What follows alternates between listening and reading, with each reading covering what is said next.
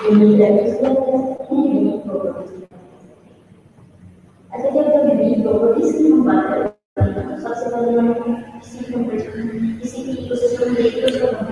باللہ من الشیطان الرجیم بسم اللہ الرحمن الرحیم. امید ہے تمام طلباء طالبات کو میری آواز آ رہی ہوگی.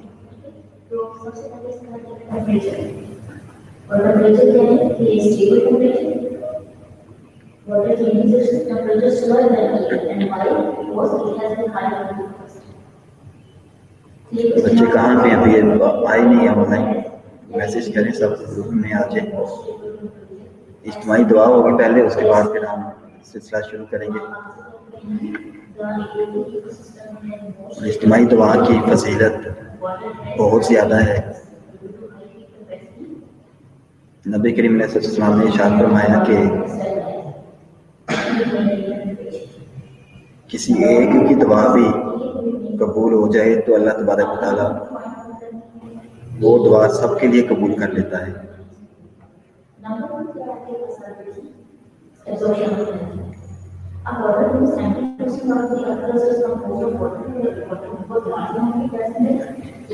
کوئی ایک بھی دعاؤں میں اجتماعی دعا جب ہوتی ہے، کوئی ایک بھی ندامت میں ہو، اللہ کے آگے اپنی ندامت ظاہر کرے تو اللہ تبارک و تعالیٰ اس ایک ندامت کے بدلے میں ساروں کی دعائیں قبول کر لیتا ہے.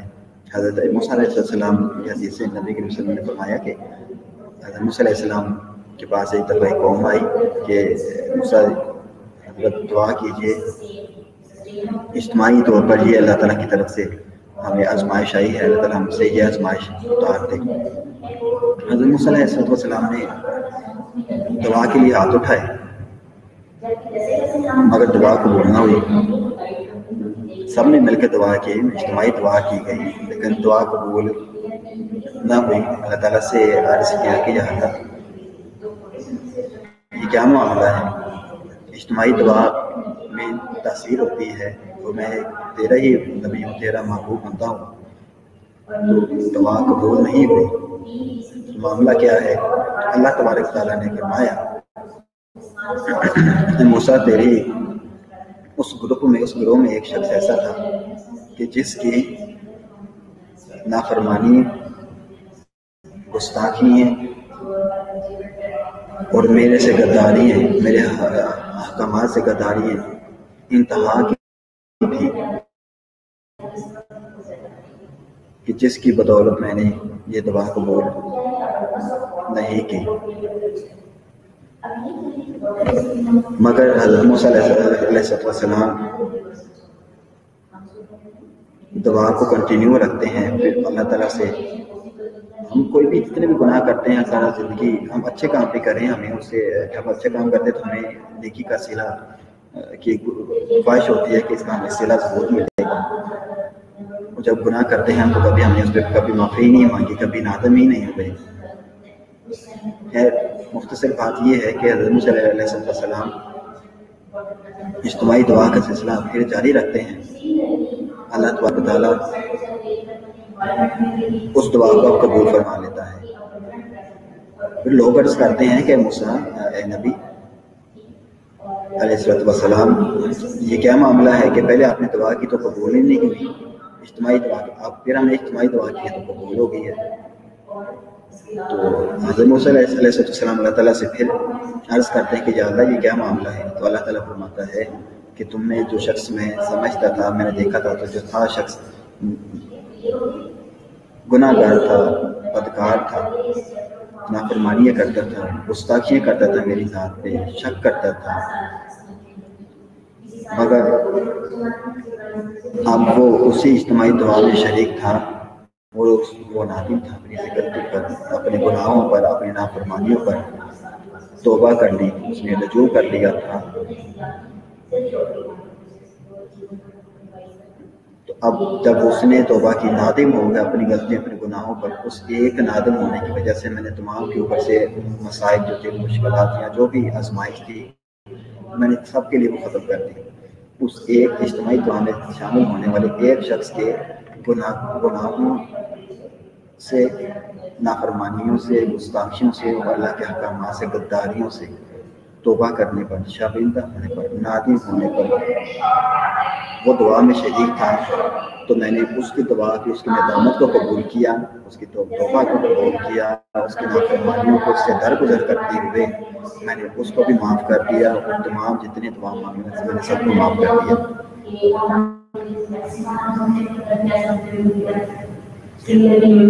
تو اجتماعی دعا کا یہ ایک فائدہ ہوتا ہے۔ میں دیکھ رہا ہوں آج بھی کوئی خاص تعداد نہیں ہے۔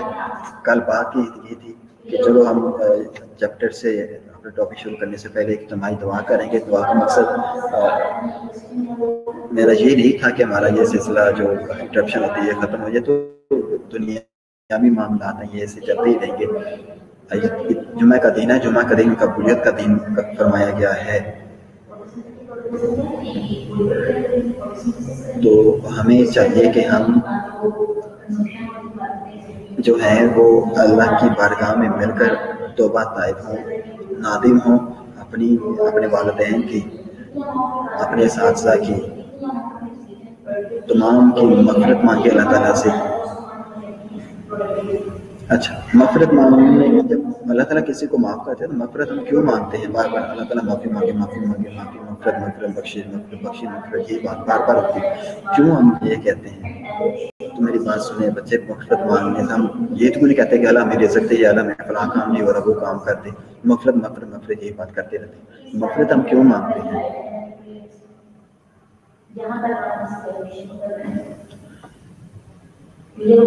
نبی اللہ تعالیٰ کے معصوم ہوتے ہیں؟ نبی کیا ہے؟ اللہ تعالیٰ کے معصوم مخلوق ہے نا، انسانوں میں معصوم ہوتے ہیں۔ جب انسان معصوم ہوتا ہے تو اس پر اللہ تعالیٰ کی رحمتیں نازل ہوتی ہیں۔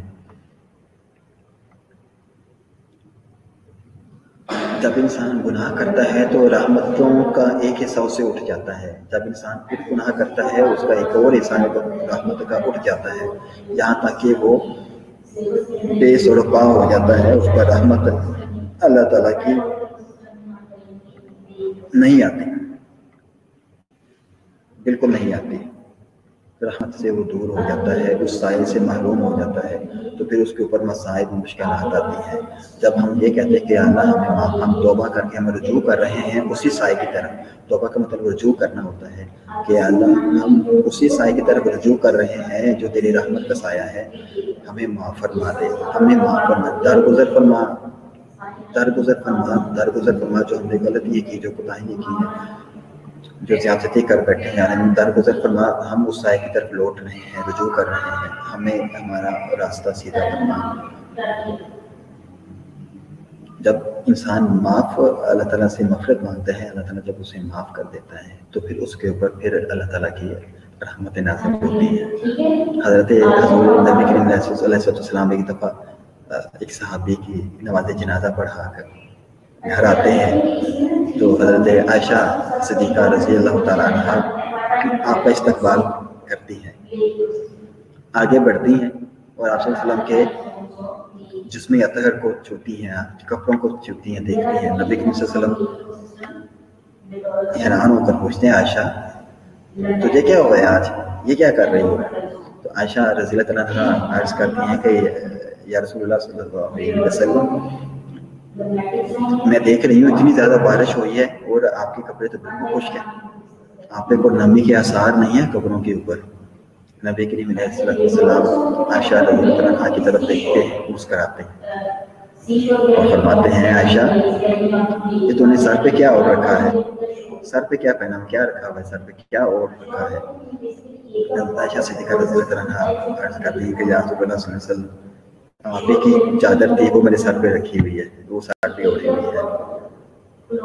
سبحان اللہ۔ تو نبی کریم علیہ السلام فرماتے ہیں، عائشہ جو تو بارش دیکھ رہی ہے، جو یہ چیزیں جو تجھے پر برستی نظر آ رہی ہیں، یہ حقیقی بارش نہیں ہے، یہ وہ اللہ تعالیٰ کی رحمتوں والی بارش ہے جو میری چادر کی وجہ سے تم دیکھ رہی ہو، تم پر جو برس رہی ہیں میری چادر کی وجہ سے، تم پر جو رحمتیں برس رہی ہیں، جو تمہیں نظر آ رہا ہے، یہ وہ حقیقی والی بارش، دنیاوی بارش نہیں ہے، یہ اللہ تعالیٰ کی رحمت والی بارش ہے جو تم دیکھ رہی ہو، جو مشاہدہ کر رہی، جو مناظر تم دیکھ رہی ہو، تو اللہ کے نبی کے ساتھ نسبت ہو جانا، اللہ کی رحمت کی طرف رجوع کر لینا، ایک ہی بات ہے۔ امید ہے آپ کو میری بات سمجھ آ گئی ہوگی۔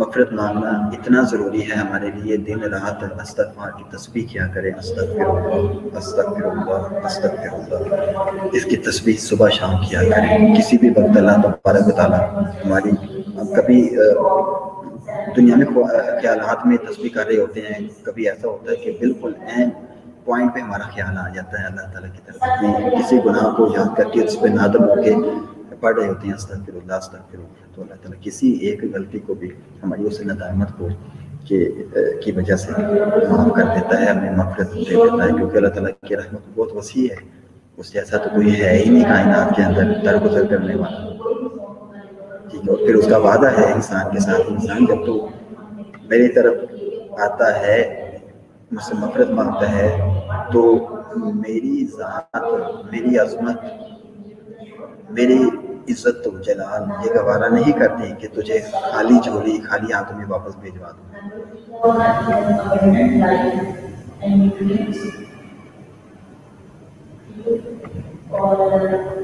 چلیں جی، دعا کرتے ہیں سارے جتنے طلباء طالبات ہیں۔ میری امید تھی کہ آج کم از کم 40+ تو ہوں گے اسٹوڈنٹس، مگر کسی کو بات، کسی کے وہ اپنے کانوں پہ بھی میری بات نہیں دھرتا، سمجھی تو دور کی بات ہے، کانوں پہ بھی نہیں دھرتا بات، تو خیر اللہ تعالیٰ ان کا بھی حامی و ناصر ہو۔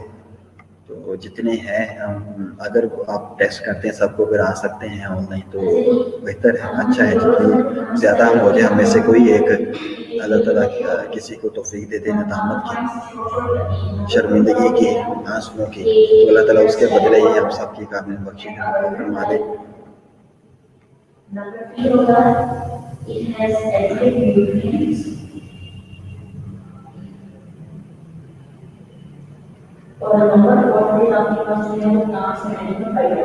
تو میرے عزیز طلباء و طالبات، اللہ کی رحمت جو ہے یہ ہماری زندگی کا ضروری حصہ ہے، ہمیں یہ ہر وقت مانگنی ہی چاہیے، اس کی رحمت کے سائے سے ہمیں باہر نہیں نکلنا چاہیے۔ باہر نکلیں گے اپنی اصل سے جدا ہو جائیں گے تو بیرونی قوتیں ہم پر حاوی ہونا شروع ہو جائیں گی اور ہمیں نیست و نابود کر دیں گے، ہمارے جسم کو، ہماری روح کو نیست و نابود کر کے رکھ دیں گے، تباہ و برباد کر دیں گے۔ ہم خود کو تباہی سے بچائیں اور اللہ کی رحمت کے سائے کی طرف رجوع کریں، دن رات رجوع کریں، توبہ استغفار کریں، کسی سے غلطی سے کوئی یا جان بوجھ کر بھی گستاخی کسی انسان کی کرتی ہے، کسی سے لالچ حسد کیا ہے، کسی کی غیبت کر دی ہے، گالی گلوچ کر دیا ہے، بغض رکھا ہے کسی سے، تو اللہ کی رحمت جس کے نیچے آپ ہیں، اس رحمت کا واسطہ ہے آپ کو، وہ مجھے بھی، کہ اللہ تبارک تعالیٰ ہمیں ان سے نیک سلوک کرنے کی توفیق دے، بغض ختم کرنے کی ہمیں اللہ تعالیٰ توفیق اور ہدایت دے دے، ان کا بھی بغض اللہ تعالیٰ ان کے دلوں سے ختم کر دے۔ ایک دوسرے کے ساتھ ہم ادب کا پہلو مد نظر رکھیں،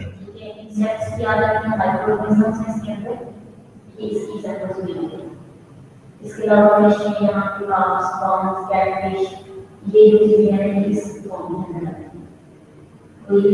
یہ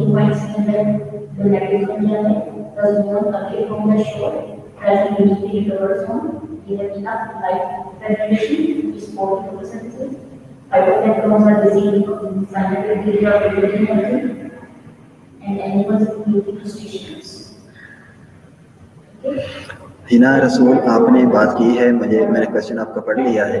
آپ نے ایک دفعہ پوچھا تھا کہ جب ہم دعا کرتے ہیں، معافی مانگتے ہیں، تو ہمیں کیسے پتہ چلتا ہے کہ اللہ تعالیٰ نے ہمیں معاف کر دیا ہے یا نہیں کیا، دعا قبول ہوئی ہے یا نہیں ہوئی ہے۔ ہمیں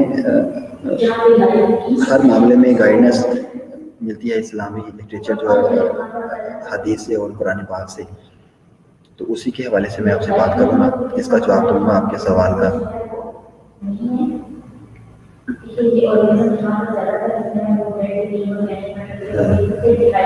تو بات یہ ہے کہ اللہ تعالیٰ نے اللہ تعالیٰ نے یہ ایک کام کیا ہوا ہے کہ اللہ تعالیٰ نے انسان کو اس کام پہ لگایا ہوا ہے کہ مجھ سے یہ مانگتا رہے، مجھ سے یہ مانگتا رہے، مجھ سے یہ مانگتا رہے، بار بار مانگے مجھ سے۔ اور یہ بھی اللہ تعالیٰ نے کتاب کہہ دیا ہے کہ میری غیرت گوارا نہیں کرتی کہ میرے آگے کوئی ہاتھ پھیلائے اس کو خالی واپس بھیجوا دوں۔ ٹھیک ہے، معاف کیا ہے، معافی دے دی ہے یا نہیں دی ہے، یہ اللہ تبارک تعالیٰ نے اس کو کیا کہتے ہیں، اس خبر کو محفوظ رکھ دیا ہوا ہے، اس کو چھپا لیا ہوا ہے۔ اللہ تعالیٰ جب کسی کو معافی مانگے، اللہ تعالیٰ فرماتا ہے کہ میری غیرت گوارا نہیں کرتی کہ معاف نہ کروں، میں معاف کر دیتا ہوں، درگزر کر دیتا ہوں، لیکن یہ بات اللہ تعالیٰ اس شخص کے اوپر ظاہر نہیں کرتا۔ دعا قبولیت کی جو بات ہے یہ اللہ تعالیٰ اس پر ظاہر نہیں کرتا، تاکہ اس کے پیچھے جو علماء نے، فقہاء نے، مدبرین نے، مفکرین نے جو بات سمجھی ہے وہ یہی ہے، ان کا نظریہ یہی ہے، عقیدہ بلکہ یہ ہے کہ اللہ تعالیٰ یہ چاہتا ہے کہ شخص کو جب میں معاف کر دوں تو اس پہ پھر اطراء نہ جائے کہ مجھے تو اللہ نے معاف کر دیا ہے، میں تو پھر زیرو پہ آ گیا ہوں، اب میں دوبارہ سے پھر کوئی اور برائی کرنا شروع کر دوں، یا مجھے اب ضرورت ہی نہیں ہے اللہ تعالیٰ کے آگے ہاتھ پھیلانے کی، اس کے آگے جھکنے کی۔ اللہ تعالیٰ نے اس بات کو محفوظ کر لیتا ہے، اس فیصلے کو اپنے پاس چھپا لیتا ہے، ظاہر نہیں کرتا کہ میں نے تمہیں معاف کیا ہی نہیں کیا۔ مجھ سے پھر دوبارہ بار بار انسان صبح میں معافی مانگے، شام میں پھر معافی مانگے، سونے لگے پھر معافی مانگے، جب اٹھے تو میرا شکر ادا کرے، وہ معافی مانگے۔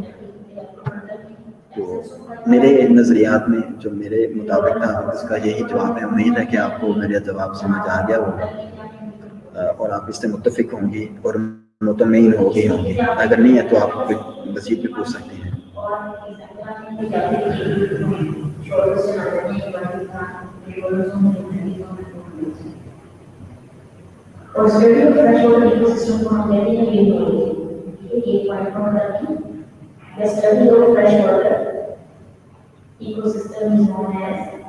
لیزا شوکت، آپ نے کہا ہے کہ دعا قبول نہیں ہو رہی، پھر ہمیں اسے چھوڑ تو نہیں۔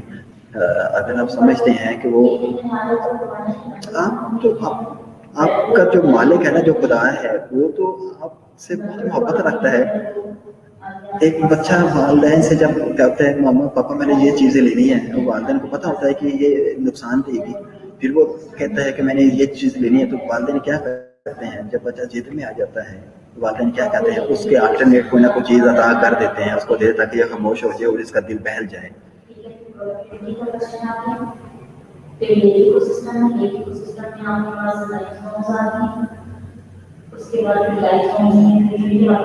اللہ تعالیٰ تو انسان کو 70 ماہ سے زیادہ محبت کرتا ہے۔ اللہ تعالیٰ ضرور اگر تمام مانگنا چھوڑیں، یہ آپ نے جو بات کی ہے کہ چھوڑ دینا چاہیے، نہیں، اللہ تعالیٰ پر تمام مانگنا اللہ تعالیٰ سے نہیں چھوڑنا چاہیے، کسی صورت نہیں چھوڑنا چاہیے۔ اس کے در پہ جھکے رہو، پکڑے رہو اس کے دہلیز کو، ہٹو ہی نہ۔ ایک خواہش پوری ہوتی ہے تو دوسری شروع کر دو اللہ تعالیٰ سے، دوسری پوری ہوتی ہے تو تیسری شروع کر دو اللہ تعالیٰ سے خواہشات ہے، دعائیں کرنا نہ چھوڑو۔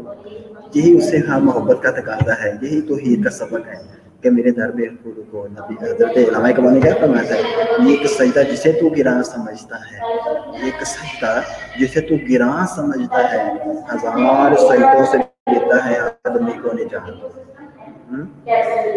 ہزار سجدوں سے دیتا ہے آدمی کو نجات، یہ وہ چیز ہے۔ تو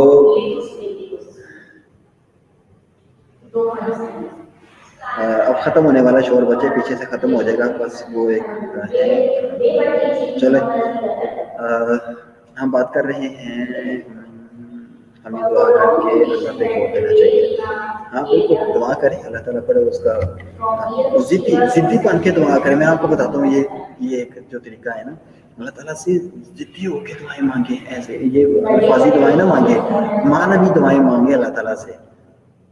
اس بچے کی طرح ہو جائے جو ماں کے قدموں کے ساتھ اس کے ٹانگوں کے ساتھ لپٹا ہوتا ہے، ماما امی ماں میں نے یہ لینا ہے، ماں مجھے لے کے دو، مجھے یہ چاہیے، مجھے یہ چاہیے، مجھے دے دو، مجھے دے دو۔ ایسے ہو کے دعا مانگی اللہ تعالیٰ سے، پھر دیکھے مانگتا ہے کہ نہیں.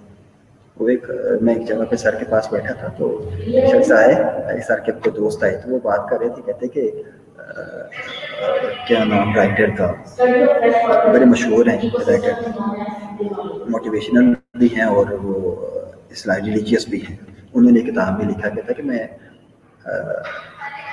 حرم پاک گیا تو میں خانہ کعبہ کا طواف کر رہا تھا، خانہ کعبہ کا طواف کر رہا تھا، تو ایک میں نے شخص کو دیکھا، وہ پاکستانی تھا، اردو بول رہا تھا اور کہہ رہا تھا اے اللہ تو نے مجھے بہت عزت دی ہے معاشرے میں، میرے علاقے میں، کس علاقے کا رئیس تھا، وہ سردار تھا، تو اے اللہ تو نے مجھے بہت عزت دی ہے علاقے میں.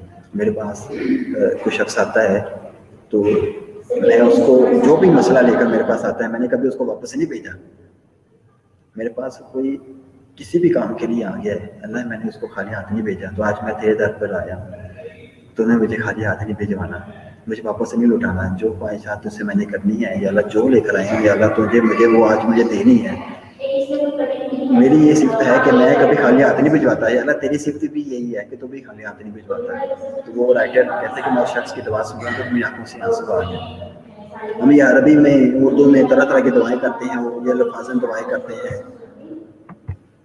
نہیں، قاسم علی شاہ نہیں ہے ہمارے، قاسم علی شاہ نہیں ہے یہ اس کو بنتا ہی نہیں ہے. تو مجھے پتہ ہے یہ کس طرح سے بن گیا ہے. یہ سارے آپ کو کبھی اس بارے میں بات کریں گے انشاءاللہ.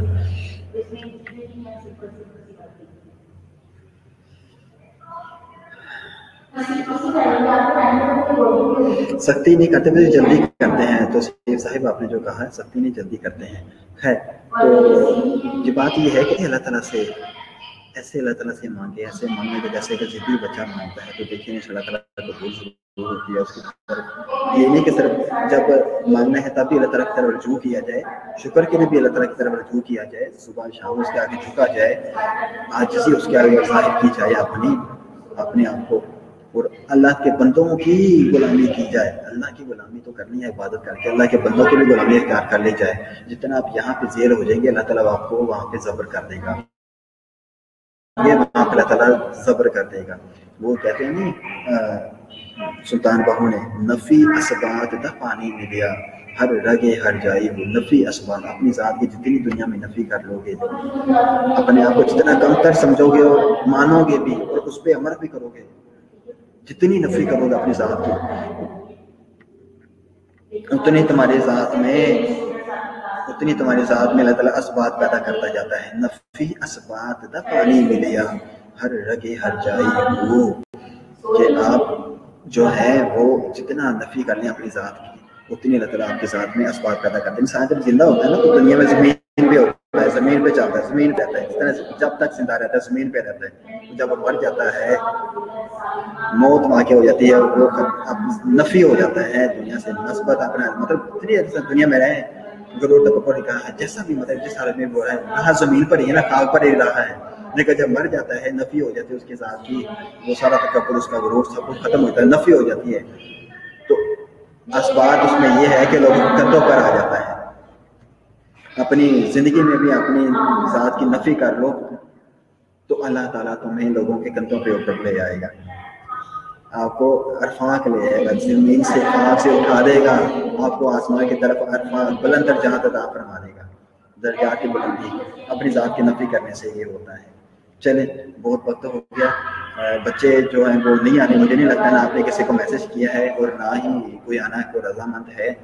تو میری جو خواہش تھی 40-40 پلس اسٹوڈنٹس کی وہ مکمل نہیں ہو سکی. تو ہم دعا کرتے ہیں اعوذ باللہ من الشیطان الرجیم بسم اللہ الرحمن الرحیم الحمدللہ رب العالمین والعاقبۃ للمتقین والصلاۃ والسلام علی جمیع الانبیاء والمرسلین والصلاۃ والسلام علی سیدنا و مولانا محمد وعلی آلہ وصحبہ وبارک وسلم. اللہم انت السلام ومنک السلام تبارک ربنا وتعالیت یا ذو الجلال والاکرام. ربنا آتنا فی الدنیا حسنۃ وفی الآخرۃ حسنۃ وقنا عذاب النار. ربنا وقنا عذاب القبر وقنا عذاب الحشر وقنا عذاب الصخر. ربنا وقنا عذاب المرض وقنا عذاب القرض وقنا عذاب الدنیا والآخرات وقنا عذاب المیزان ربنا وادخلنا الجنت مع الابرار یا عزیز و یا غفار یا رب العالمین ربنا ظلمنا انفسنا وان لم تغفر لنا وترحمنا لنكونن من الخاسرین رب اشرح لي صدری ويسر لي امری واحلل عقدۃ من لسانی یفقهوا قولی رب زدنی علما رب زدنی علما رب زدنی علما۔ اے اللہ پاک جو پاک کلام پڑھی تیری حمد و ثنا کی، تم سے دعائیں کی ہیں، التجائیں کی ہیں، اے اللہ پاک ہماری زندگی کی تمام عبادات کو، تمام ریاضتوں کو، تمام اخلاص کو اپنی مقدس بارگاہ میں شرف قبولیت فرمائیں اور اپنی رضائیں اور خوشنودیاں ہمیں عطا فرمائیں۔ اے اللہ پاک جو بھی عبادات کی ہیں، ذکر و اذکار کیا ہے زندگی میں، اور آج کے دن کے صدقے، مقدس دن کے صدقے سے اے اللہ پاک ہم تمام عبادتیں، ریاضتیں کا اجر و ثواب اور آپ کی رضائیں خوشنودی ہیں پیارے نبی حضرت محمد مصطفیٰ صلی اللہ علیہ وسلم کی ذات اقدس کو پیش کرتے ہیں، قبول فرما، اور تمام انبیاء کرام، رسول، پیغمبر علیہ السلام کی بارگاہ اقدس میں پیش کرتے ہیں، قبول فرما۔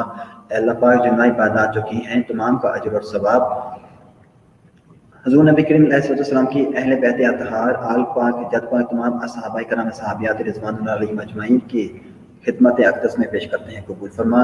کل مومنین، مومنات، مسلمین، مسلمات کی ارواح کو پیش کرتے ہیں، قبول فرما۔ اور میرے ساتھی جتنے بھی مولا کریم جو دعاؤں میں شریک ہیں، ان کے آباء و اجداد میں، پشتوں میں جتنے مرد، عورتیں، بچے، بوڑھے، جماعت دارائے سلام میں داخل ہو کے دنیا سے رخصت ہوئے، تمام کی ارواح کو احسان کرتے ہیں، قبول فرما، تمام کی کامل بخشش اور مغفرت فرما۔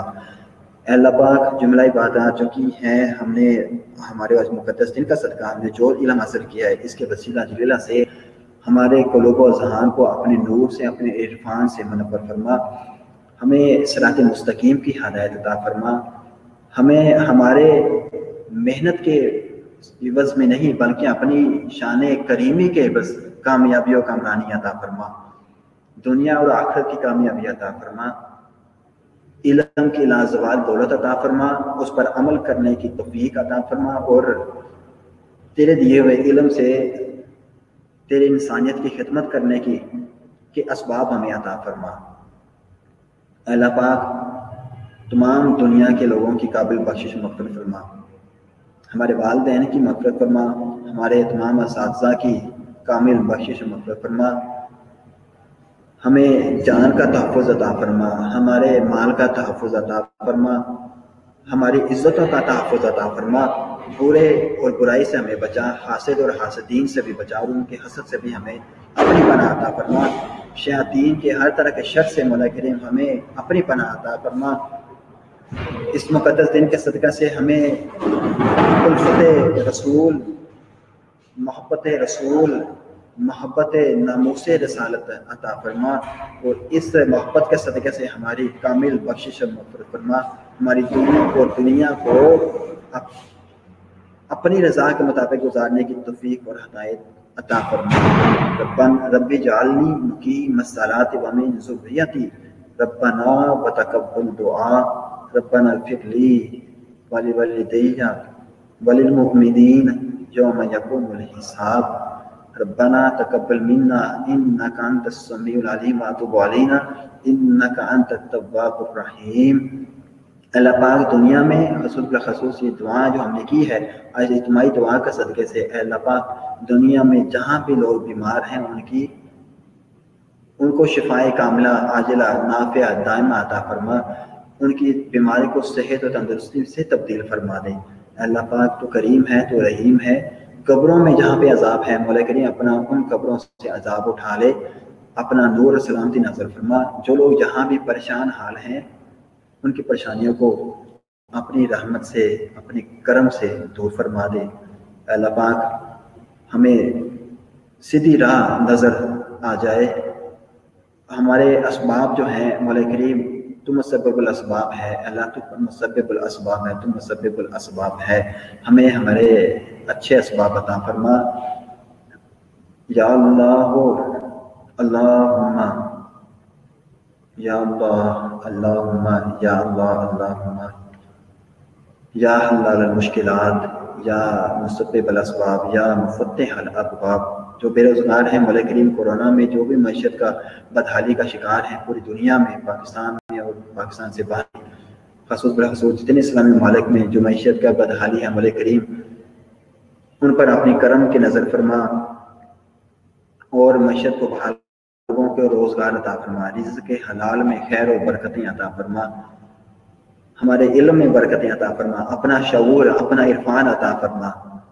جو بیمار ہیں ان کی بیماری کو دور فرما، جو بے روزگار ہیں مولا کریم ان کو برسر روزگار فرما، جو روزگاری کے منصب پر ہیں ان کو حق حلال کی روزی کمانے کی، کھانے کی، کھلانے کی توفیق اور ہدایت عطا فرما. جو والدین بچوں کے رشتوں کے لیے پریشان ہیں مقدس دن کا مولا کریم ان کو نیک و صالح بر عطا فرما. اپنی جناب سے مولا کریم تمام کی مشکلات کو دور فرما، گناہوں کو معاف فرما کے درگزر فرما کے اپنا ساتھ عطا فرما. ان اللہ مع الصابرین وصلی اللہ تعالی علی خیر خلقہ زینت فرشہ قاسم رزقہ نور عرشہ سیدنا و مولانا محمد وعلی آلہ و صحابہ اجمعین برحمتک یا ارحم الراحمین. جی اب ہم شروع کرتے ہیں ٹاپک کو. ہمارا ٹاپک تھا صنعت. اپنی کاپی رجسٹرڈ پین لے آئیں، 11:30 ہو گئے ہیں.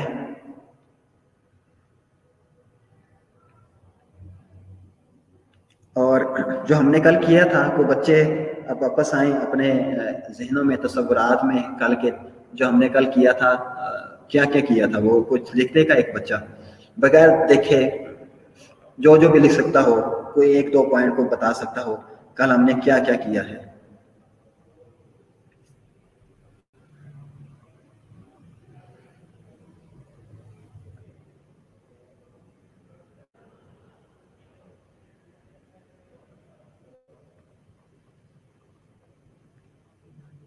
کل ہم نے کیا کیا کیا تھا.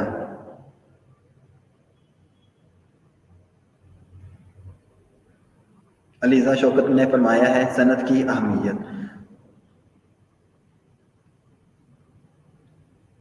صنعت پڑھا تھا ہم نے. اور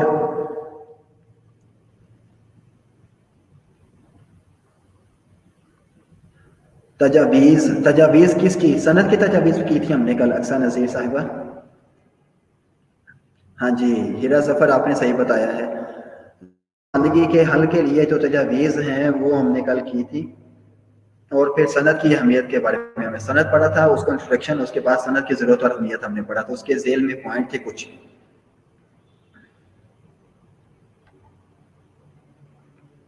کیا کیا پوائنٹ کیے کسی کو یاد ہو بغیر دیکھے کوئی بتا سکے تو.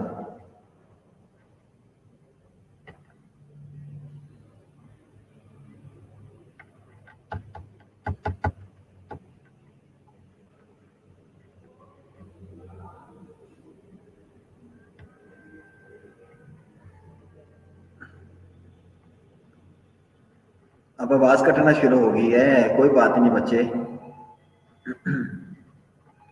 جس کو آواز نہیں کٹ رہی وہ تو مجھے بتا دے.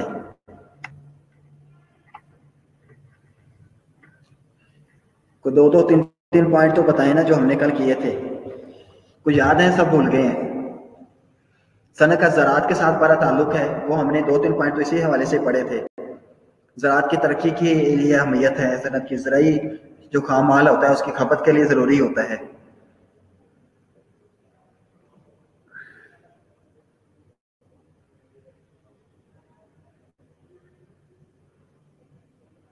خارجہ تعلقات کے لیے ہم نے پڑھا تھا، اس میں صنعت کی اہمیت ہے. صنعت اچھی ہوگی تعلقات بھی اچھے ہوں گے دوسرے ممالک کے ساتھ. جو چیزیں آپ کو آتی بس وہی لکھیں بغیر دیکھے، صرف سوچے تصور کریں اس پہ اوپر لکھتے جائیں.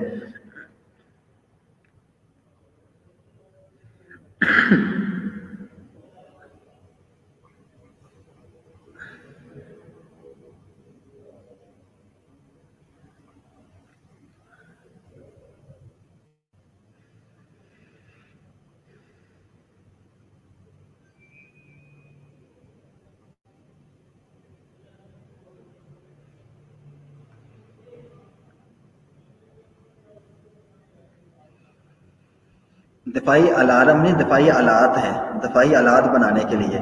چلیں جی، بہت شکریہ جتنا بھی لکھ دیا، جس نے جو بھی لکھ دیا ہے۔ مجھے امید ہے کہ انہوں نے آپ پہ تصورات سے لکھا ہوگا، کل کے یاد دہانی پہ لکھا ہوگا، صرف یاد کر کے بغیر دیکھے لکھا ہوگا۔ جی اب ہم کرتے ہیں پاکستان کی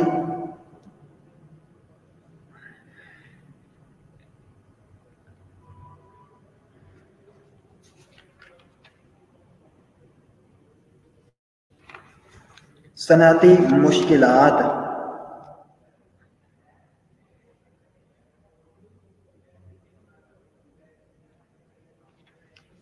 پاکستان کی صنعتی مشکلات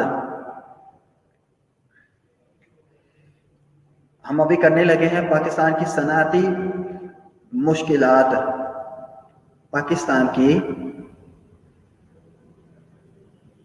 صنعتی مشکلات۔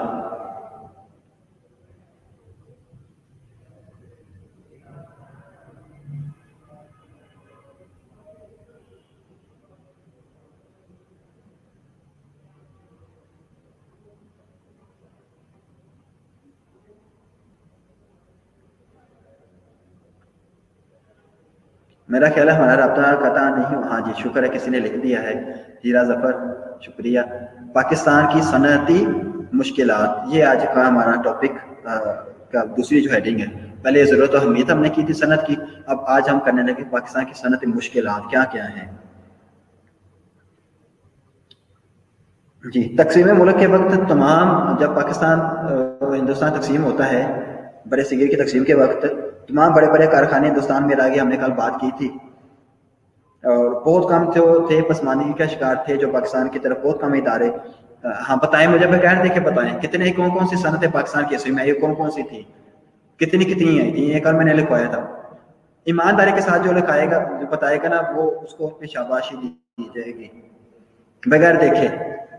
یہ تو آپ کو یاد ہو جانا چاہیے اب تک کون سی صنعتیں پاکستان کے حصے میں آئی تقسیم میں ہند کے وقت، تقسیم بر صغیر کے وقت۔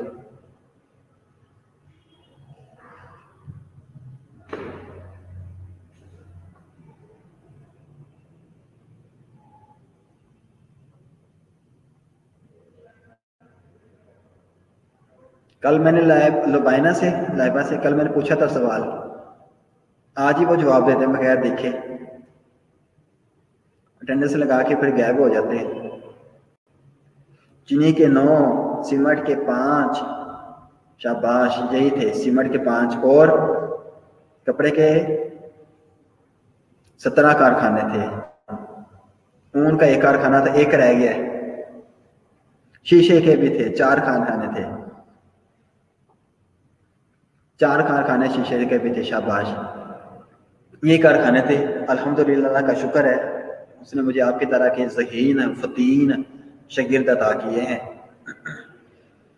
اچھا جی، تو یہ پاکستان کی صنعتی مشکلات، جب اگر یہ سوال آ جائے تو اس میں بھی آپ یہ ساری باتیں لکھیں گے، یہ جو ابھی آپ نے یہ چیزیں بتائی ہیں نا، اتنی کوانٹٹی صنعتوں کی پاکستان تقسیم ہند کے وقت کی، پھر جب پاکستان جب پارٹیشن ہوتی ہے تو یہاں سے بہت سارے لوگ جو ہیں وہ غیر مسلم جو تھے وہ مائگریٹ کر کے ہندوستان کی طرف، تو بھی جو پسماندگی جو ہے اور زیادہ بدحالی کا شکار ہو گئے صنعتوں کی۔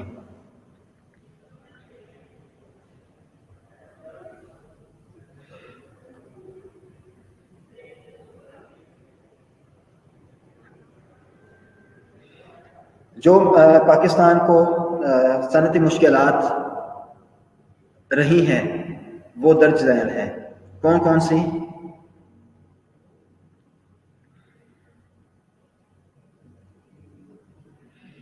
مہاجرین کی آمد اور آبادکاری سے حکومت معاشی طور پر کمزور ہو گئی تھی۔ مہاجرین جب آئے ہندوستان سے پاکستان کی سرحد میں، وہاں سے مائگریٹ کر کے جب ہجرت کر کے لوگ یہاں پہ آئے، جھنڈ کے جھنڈ آئے مختلف علاقوں سے، بارڈروں سے پاکستان کی حدود میں یہاں پہ آئے، تو یہاں پہ ان کے انتظام و انصرام کی کوششیں کرنی تھی، جو اقدامات کیے گئے، ان کے کھانے کا بندوبست کیا، خیمہ کے ان کی طبی امداد کے لیے جو بھی اہتمام کیا گئے، اس پہ اچھی خاصی معیشت درکار تھی جو صرف کی گئی، تو وہ معیشت حکومت میں جو تھی وہ اس طرف زیادہ خرچ ہوئی، جس کی وجہ سے صنعت جو ہے نا وہ مشکلات کا شکار رہی، صنعتی ترقی نہیں ہو سکی. ٹھیک ہے. مہاجرین کی آمد اور آباد کاری، مہاجرین کی آمد اور آباد کاری. بچے اب ہم بہت آگے چلے گئے ہیں، سنا اقصا، ہم آگے چلیں، اب آگے کی سوچیں اور سنیں. ہم کر رہے ہیں پاکستان کی صنعتی مشکلات. پہلی ہے مہاجرین کی آمد اور آباد کاری. جب پاکستان ہندوستان بنتا ہے، تقسیم ہوتا ہے، سرحد بنتی ہے، تو یہاں پہ مائیگریٹ ہجرت کر کے جو لوگ مہاجر ہو کے یہاں پہ آئے، تو ان کے انتظامی معاملات میں بہت ساری معیشت خرچ ہو گئی، جس کی وجہ سے صنعت میں خاصی ترقی نہ ہو سکی، اس کے لیے فنڈ نہ بچے.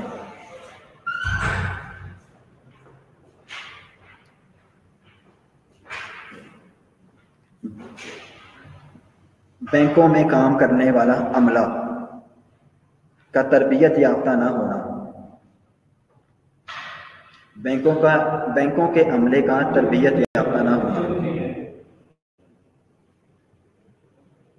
بینکوں کے عملے کا تربیت یافتہ نہ ہونا.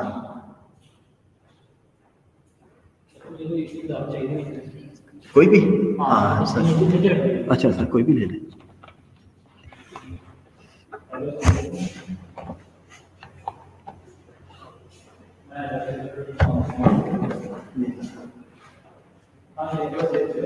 بینکوں کے عملے کا تربیت یافتہ نہ ہونا.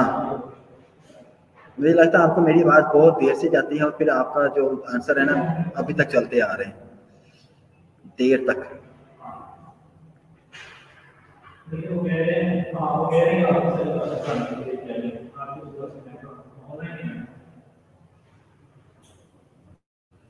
شکریہ مہنور. بینکوں کے عملے کا تربیت یافتہ ہونا، تربیت یافتہ نہ ہونا. جی، نون الف نہ نہیں ہے، یہ دوسرے والا نہ ہوتا ہے، نون یہ نہ ہوتا ہے. تربیت یافتہ نہ ہونا. ٹھیک ہے. تیسرا پوائنٹ ہے ہندوستان کے ساتھ شدید دشمنی کی وجہ سے شروع سے ہی کرنا پڑا. دفاعی اخراجات.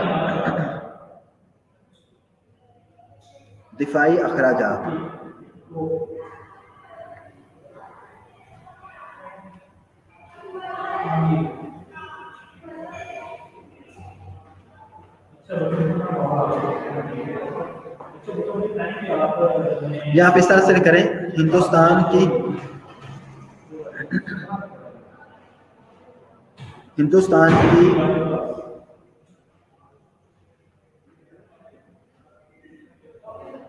دشمن پالیسیوں پر خرچ. ہندوستان کی دشمن پالیسیوں پر خرچ. جی، دفاعی اخراجات ٹھیک. ہندوستان کی دشمن پالیسیوں پر خرچ.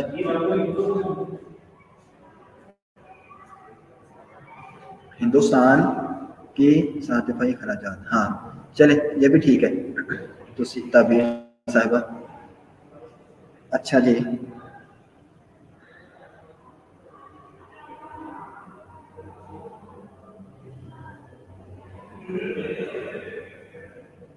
تربیت یافتہ مزدوروں کی کمی،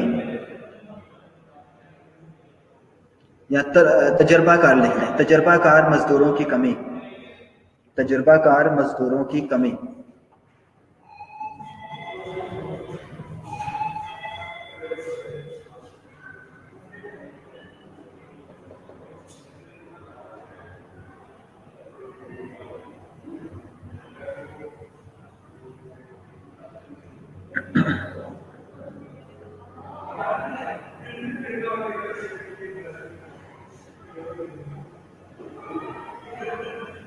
تجربہ کار مزدوروں کی کمی. جی،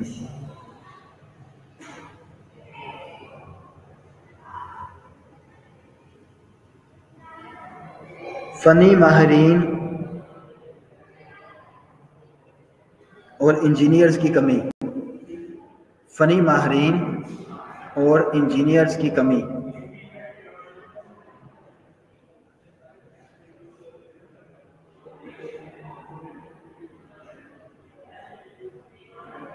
فنی ماہرین اور انجینئرز کی کمی،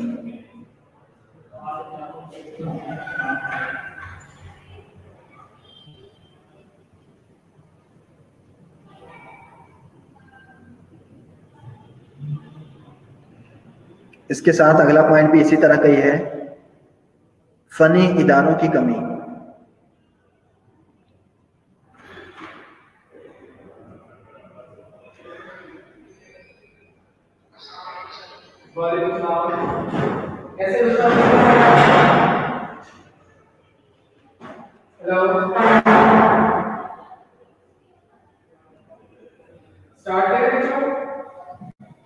فنی اداروں کی کمی۔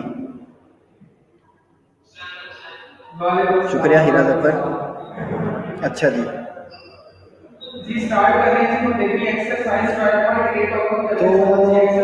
تھوڑا سا آہستہ، تھوڑا سا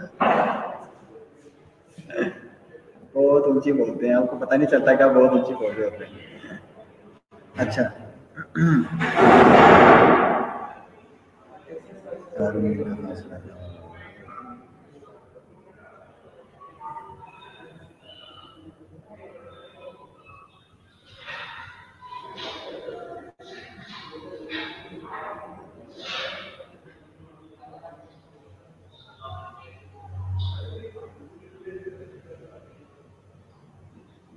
افزائش نسل کی شرح میں اضافہ، افزائش نسل کی شرح میں اضافہ،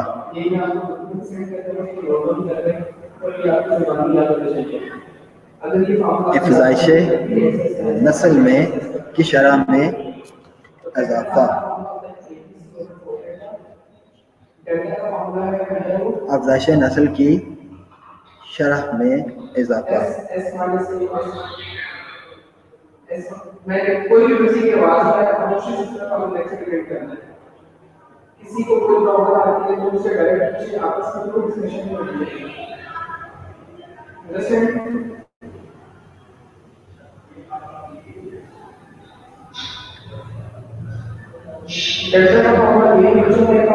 جی، معدنی وسائل کی کمی، معدنی وسائل کی کمی،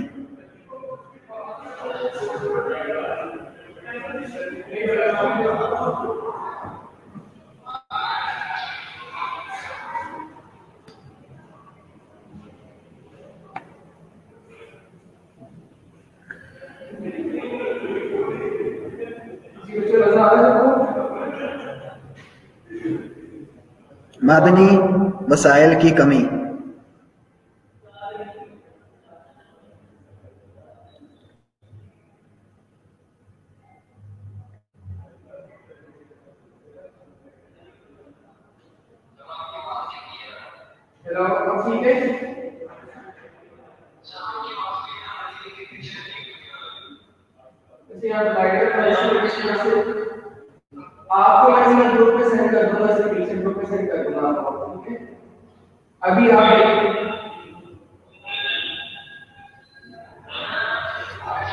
صنعتوں کا بندرگاہ سے دور ہونا،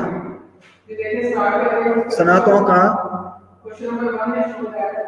بندرگاہ سے دور ہونا،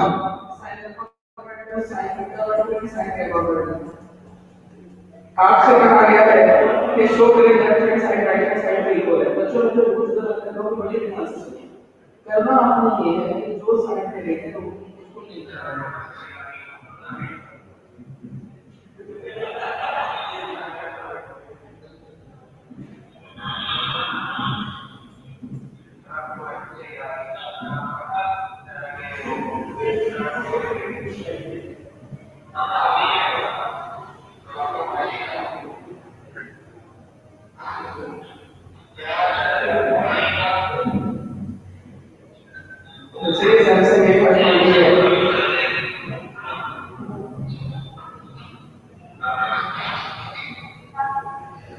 انگریزوں کا مسلم تعصب،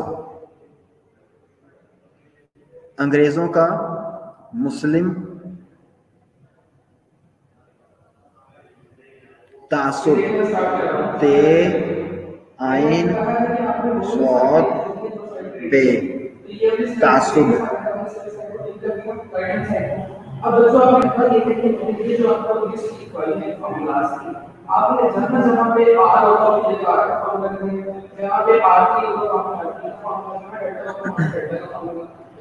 اچھا اس سامنے لکھو نا، ساتھ ساتھ اپنی کاپی پہ بھی رجسٹر پہ بھی لکھتے جائیں نا، تاکہ پھر آپ کو پتا ہو کہ ہم نے کیا کیا ہے، بعد میں بھی ریپیٹ کر سکیں آپ. اچھا جی، اب اس میں سے جو پوائنٹ الیبوریٹ کرنے والے ہیں نا، میں آپ کو بتاتا جاتا ہوں. شروع میں آ جائیں. مہاجرین کی آمد اور آباد کاری سے حکومت معاشی طور پر کمزور تھی. ٹھیک ہے، ان کی آمد سے حکومت معاشی طور پر کمزور ہو گئی، اس وجہ سے صنعتیں مشکلات کا شکار ہوگی. صنعتوں کے لیے فنڈ نہ جاری ہو سکے، صنعتیں نہ تعمیر کی جا سکی، بنائی فیکٹری نہ لگائی جا سکی. ٹھیک ہے، یہ سالوں سال تک یہ مسئلہ رہا ہے آباد کاری کا، یہ 2-4 دن کا مسئلہ نہیں تھا. کیا بات ہے، مریم پھر زندہ باد ہے. مریم نے بتایا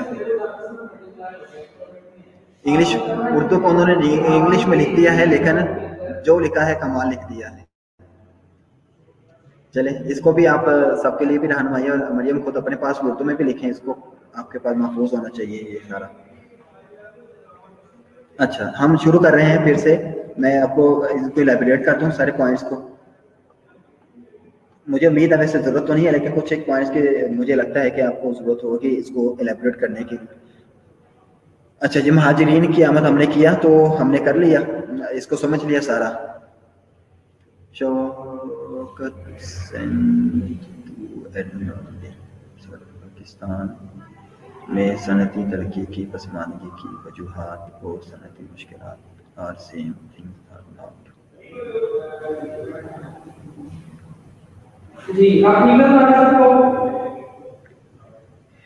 ملتی جلتی ہیں، لیکن مشکلات کچھ چیزیں کچھ پوائنٹس ملتے ہیں کہ کچھ آپس میں نہیں ملتے. اسباب کے پسماندگی کے اسباب اور مشکلات کچھ پوائنٹس ملتے ہیں کچھ نہیں ملتے. ہم ان کو دیکھیں گے، ابھی ہم نے اسباب کرنا ہے. لیزا شوکت ابھی ہم اسباب کی طرف آئیں گے جو اس سے ملتے جلتے ہوں گے، ہم اس کو نہیں کریں گے. ٹھیک ہے، اس لیے میں نے مشکلات اس لیے لکھا ہے کہ زیادہ تر سوال مشکلات کے حوالے سے آتا ہے. صنعتوں کا زرعی پسماندگی ہے، لیکن صنعتوں میں مشکلات کا سوال آتا ہے. صنعتی ترقی میں مشکلات کیا کیا ہے. اچھا جی، مہاجرین کا ہم نے دیکھ لیا. اب بینکوں میں کام کرنے والا عملہ تربیت یافتہ نہ ہونا، وہ میں نے آپ کو بتایا تھا، اس پہ بھی آپ لکھ سکتے ہیں. ہندوستان کے ساتھ شدید دشمنی کی وجہ شروع سے ہی دفاع پر بہت خرچ کرنا پڑا. تو ہندوستان کے ساتھ جو میں نے جو پوائنٹ ہندوستان میں لگوایا نا، تو اس میں سر تھوڑا سا آواز چلی جاتی، تھوڑا سا بھی آتا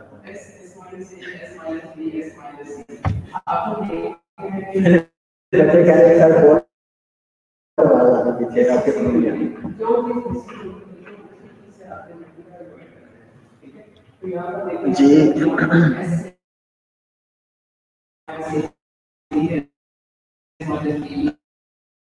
اچھا جی، ہندوستان کے ساتھ شدید دشمنی کے وجہ سے ہندوستان کے ساتھ دشمنی شروع سے ہی طاقت کا خاصہ تھی. اور 1971 جب پاکستان ہندوستان دو الگ الگ بن کے تقسیم ہو گئے، تو یہ بھی سارا ہندو سازش کا ہی شاخسانہ تھا، سارا دشمنی کا.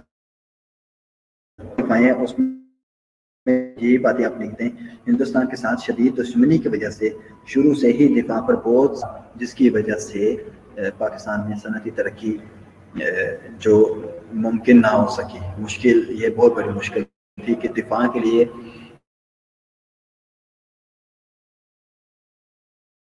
افواج کے لیے، ٹھیک ہے، انتظامی امور کے لیے تو ہندوستان کے ساتھ شدید دشمنی سے ہی دفاع پر بہت خرچ کرنا پڑا.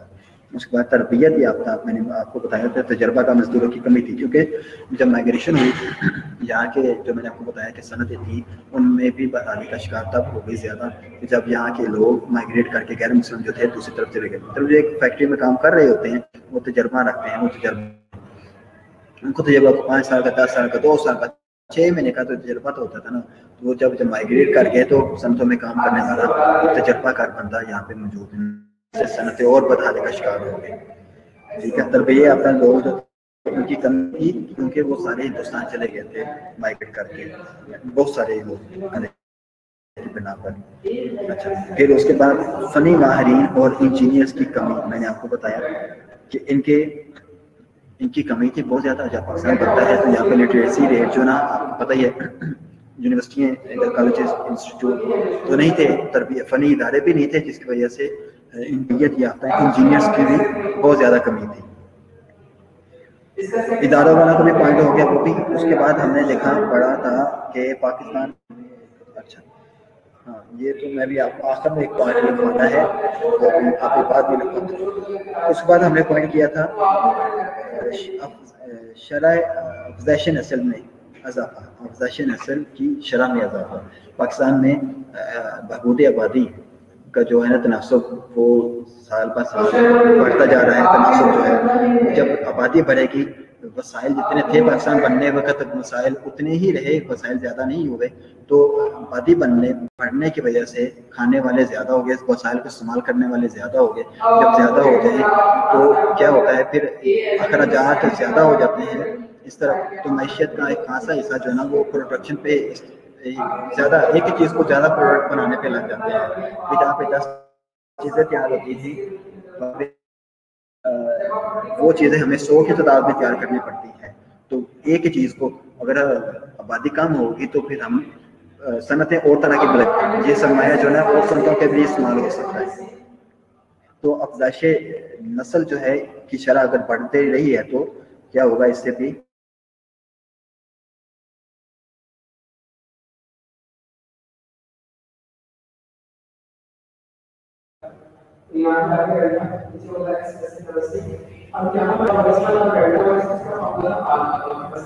ہاں ایک پوائنٹ اور بھی بنتا ہے وہ یہ ہوگا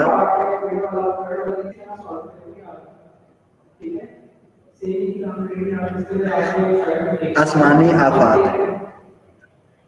آسمان آفات یا آپ خالی آسمانی نہ لکھیں، آپ آفات لکھ دیں.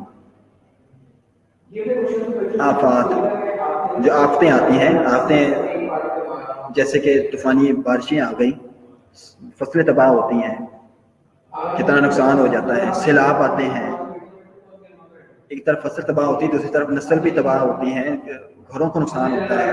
تو اخراجات جو ہے پھر وہ اس طرف استعمال ہونا شروع ہو جاتے ہیں. ہاں جی، آفات جو ہے یہ بھی ایک مسئلہ رہی ہے ہمیشہ صنعت کی ترقی میں حائل مشکلات میں سے ایک مشکل رہی ہے.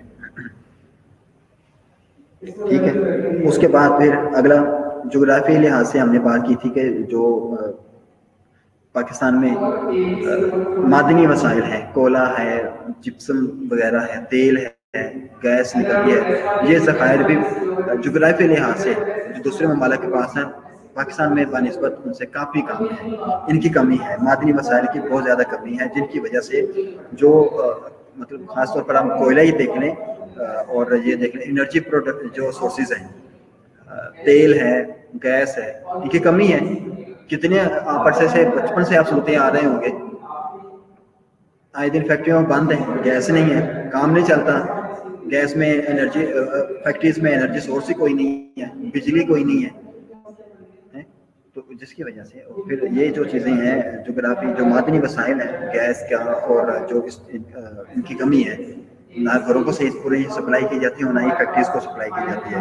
کوئلہ جیسے انرجی حاصل ہوتی ہے، یہ اس کی بھی شدید کمی ہے. لوہے کی کمی ہے پاکستان کے اندر. یہ معدنی وسائل ہیں جن کی وجہ سے ترقی مشکل ہے صنعت کی پاکستان کے اندر. یہ صنعتی مشکلات میں ٹھیک. اس کے بعد پھر ہاں ہم نے ایک بات کی تھی دور ہونا. اس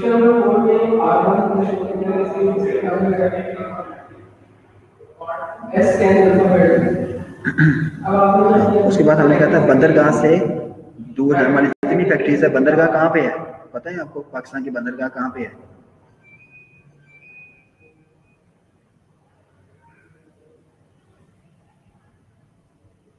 جی ہم نے پوائنٹ کر لیا ہوا ہے تبیر صاحب مادی مسائل کی کمی والا.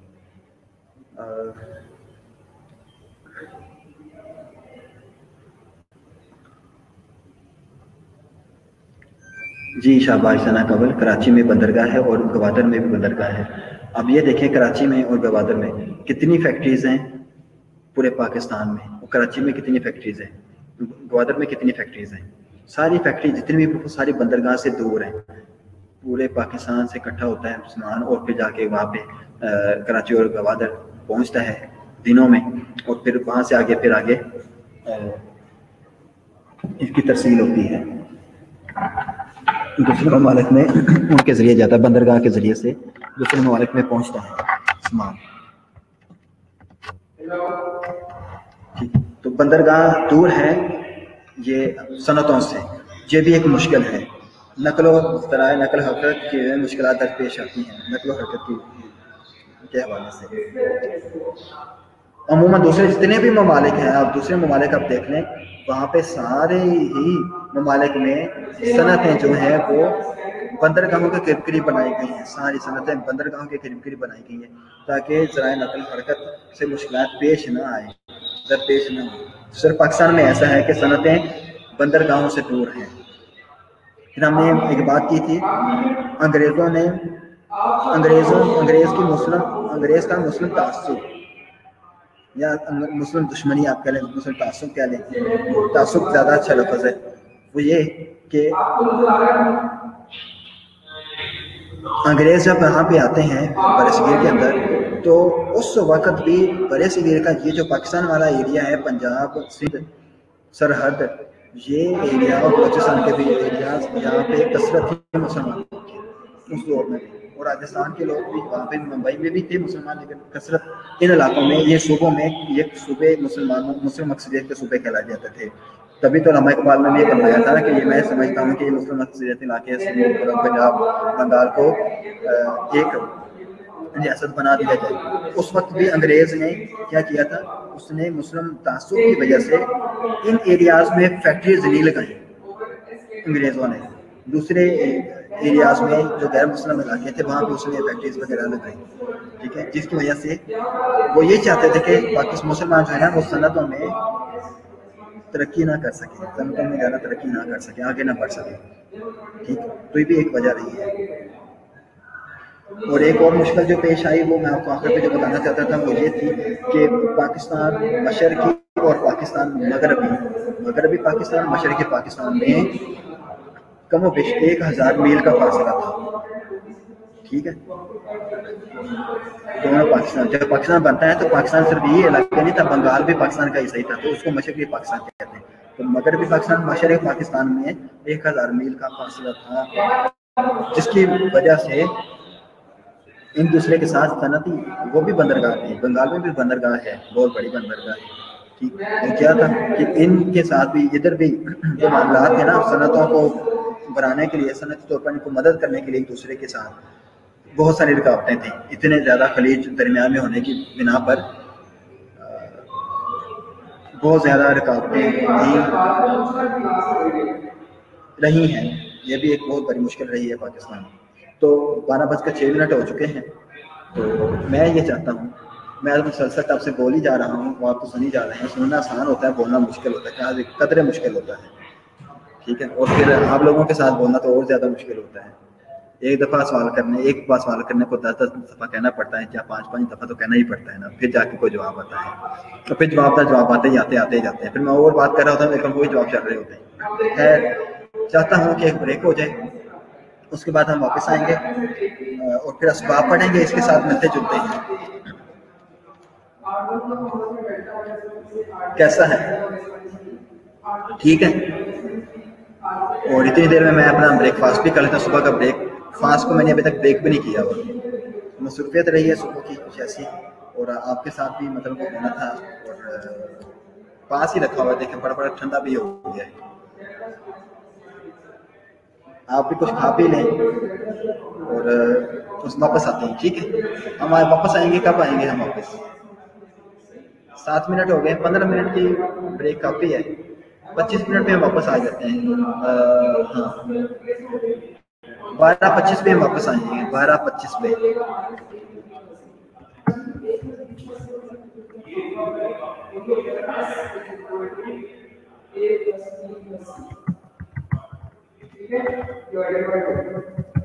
اگر آپ اس کو کوئی جگہ شفٹ کریں گے مینس مائنس کتنا ہو جائے گا ایس ڈیلٹا سے باہر نہیں سارا.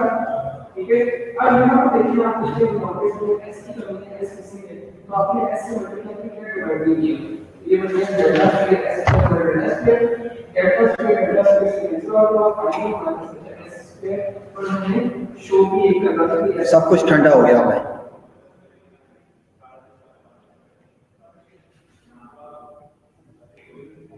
اس لیے باقی دو پارٹس میں نے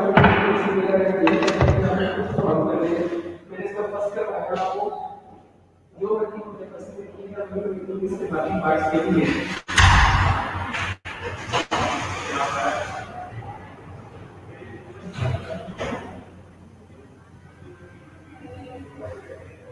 اب دیکھیں آئے اس کا فورتھ پارٹ دیکھنے میں امپورٹنٹ ہے. بچے یہ ایکسرسائز 12.8 ہے 12.8. اب دیکھیں ہم شو کر رہے ہیں پورا آپ دیکھ لو. آپ نے پریکٹس کر کے سیٹ کو دیکھ لیا. اس سے بڑے کرتے ہیں R1 کی ویلیو کا ڈیلٹا اور ایس ہونے سے R2 کا ڈیلٹا اور ایس ہونے سے R3 کا ڈیلٹا اور ایس ہونے سے اور R کا ڈیلٹا اور ایس. آپ نے دیکھا ہے کہ ان سب سے ڈیلٹا بنانا ہے.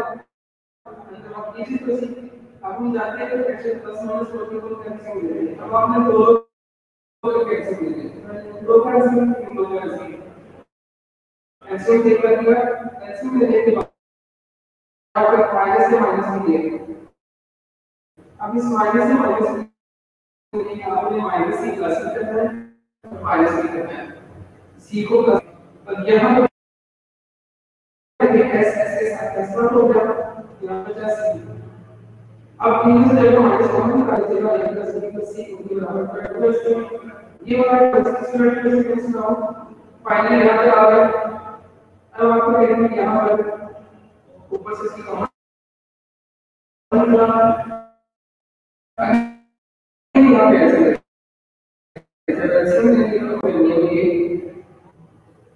تو ایسے square minus S 2s square ادھر سے آپ نے مائنس ایس کامن لے کے بعد اسی کا یہاں پر ایک سی کا فارمولا بس یہ ملٹیپل آپ کو اس کے بعد یہ والا اے بی بچا یہ والا اے بی جو آپ کے پاس ہے وہ اس کے ساتھ ملٹیپل کر دیجیے اے بی سے بڑھنا اے بی سے بڑھنا دیکھو ہم نے بنایا ہے 4 نہیں بنے گا تو میرے پاس اے بی سی اوور 4 ڈیلٹا ہے یہاں پہ 4 کی کمی نہیں ہے میں نے 4 سے ملٹیپل کر دیا یہ بنا ہمارے پاس 4 اے بی سی اوور 4 ڈیلٹا. یہ والا پورا بس ایڈ کر دیں تو بچے گا اے بی سی اوور 4 ڈیلٹا یہ کرا تو ہمارے پاس فائنلی بنا 4 آ نہیں ہے اب آپ نے یہ ہے کہ آپ اس میں باقی پارٹس کو پھر ڈائریکٹ میں بالکل اچھا لگا اس سے آگے چلیں گے. اب آپ کو کلیئر کر کے پوچھنے کا نہیں کرنا ہے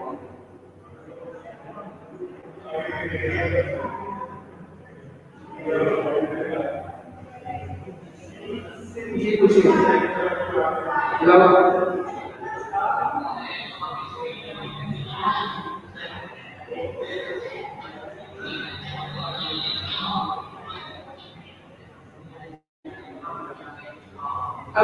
اب سب بچے میری بات بچوں آپ نے کرنا آواز صحیح آ رہی ہے.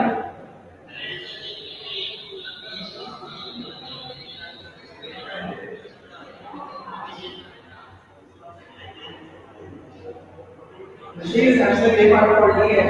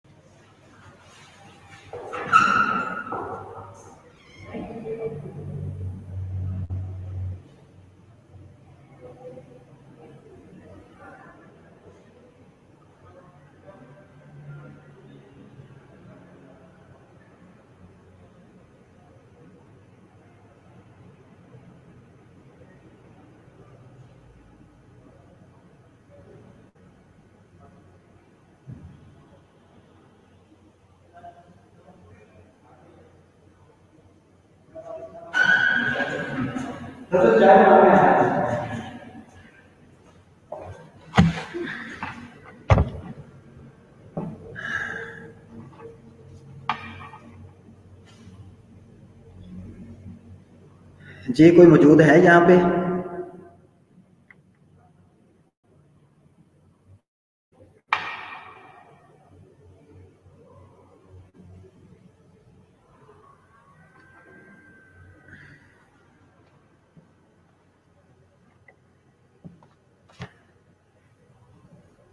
کوئی موجود ہے؟ ہیلو؟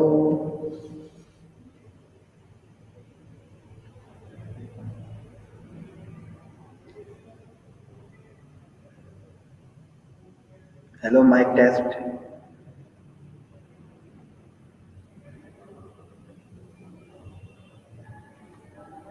سب غائب ہو گئے، سب چلے گئے۔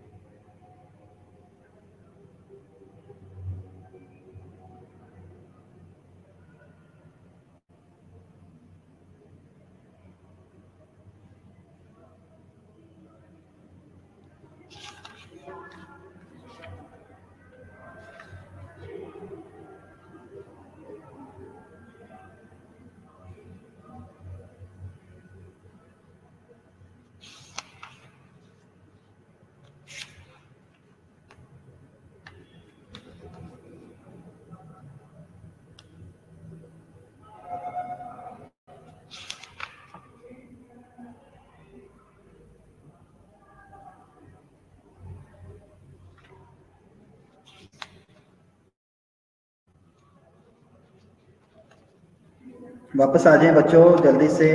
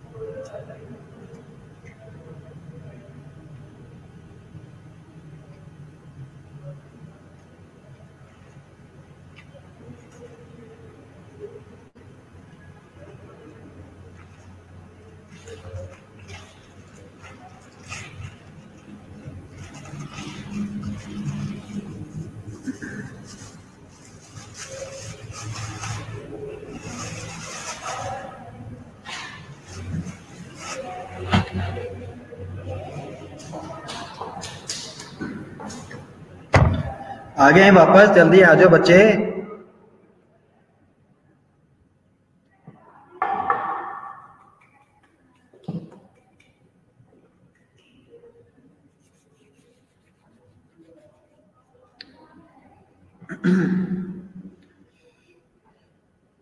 आ जाए वापस, जल्दी आ जाए, फिर मैंने जाके ब्रेक भी करनी है। आपकी ब्रेक हो गई, मेरी ब्रेक फिर नहीं हुई, देखें। जल्दी वापस आ जाए। अभी बहुत थोड़े बच्चे शो हो रहे हैं मेरे पास, सिर्फ 13 बच्चे शो हो रहे हैं, 14 हो गए।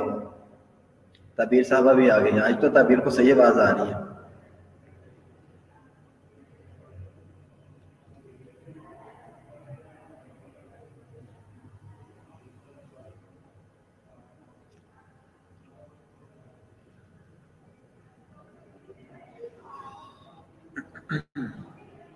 सिक्सटीन हो गए बच्चे, और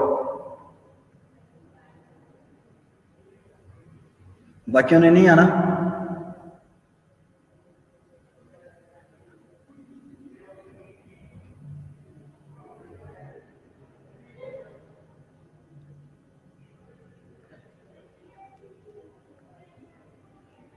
सेवनटीन।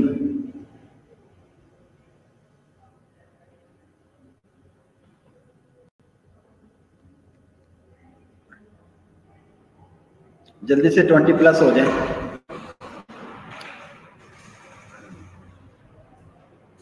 20 प्लस हो जाए, क्या चाहिए? हाँ जी, खाने की, हाँ जी।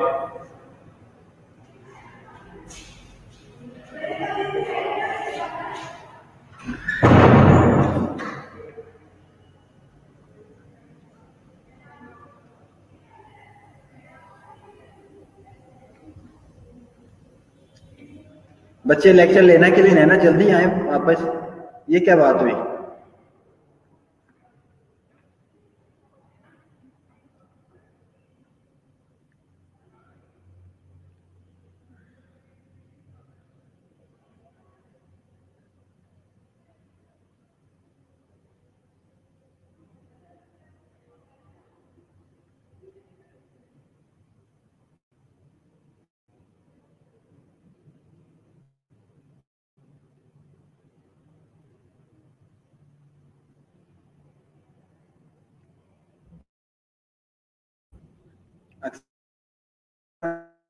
मैं उनसे पूछ रहा हूँ जो अभी आ नहीं रहे हैं, मेरी बात सुन कर भी नहीं रहे। आ जाओ।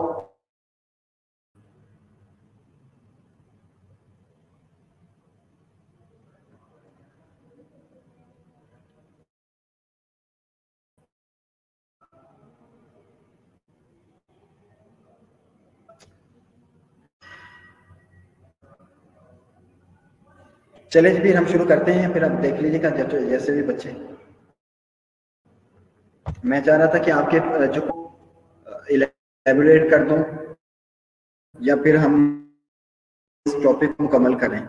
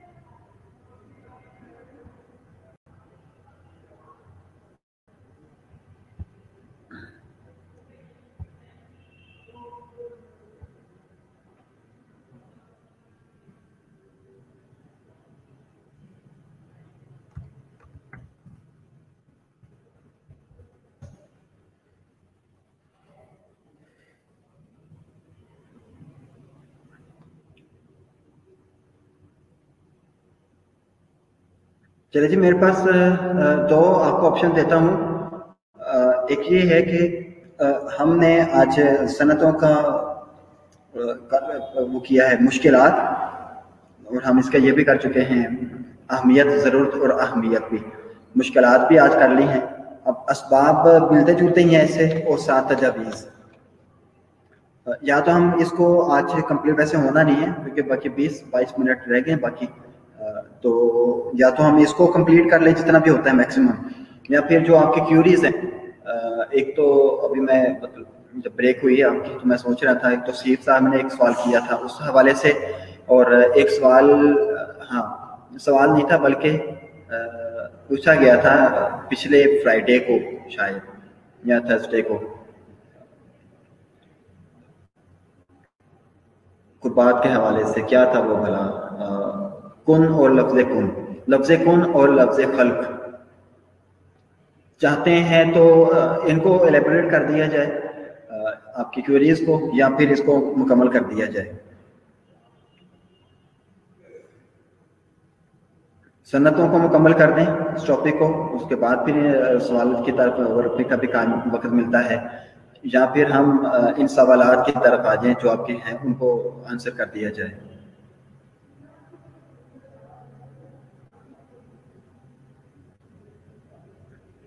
आपकी तरफ से जो रिस्पॉन्स आता है फिर मैं उसके मुताबिक आपको फिर बता देता हूँ।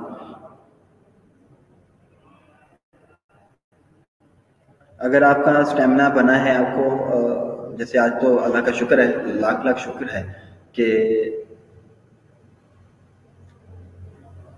शैतान की शैतानियत वरूद नहीं हुई हमारे लेक्चर के दौरान, अल्लाह करे ना ही हो। तो या तो इसको हम सिलेबस को कर लें, मतलब सिलेबस का मतलब टॉपिक है, इसको कर लें, या आपके क्वेश्चन करें।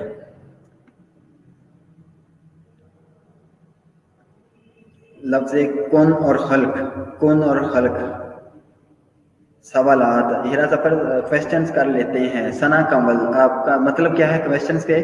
मुराद जो हम आज कर रहे हैं ये मुकम्मल करें, या क्वेश्चंस जो क्यूरीज हैं, सवालात के जवाब? कुन और खल्क, हिना रसूल, क्वेश्चंस करते हैं। ठीक है जी, 15 मिनट रह गए हमारे पास बात होने में, तो उम्मीद है कि ये तौसीफ साहब नहीं आए अभी तक। तौसीफ साहब आप चले गए हैं? आरजी, आरजी रुखसत, mister Tausif, where are you? लफ्ज़ कुन और लफ्ज़ खल्क,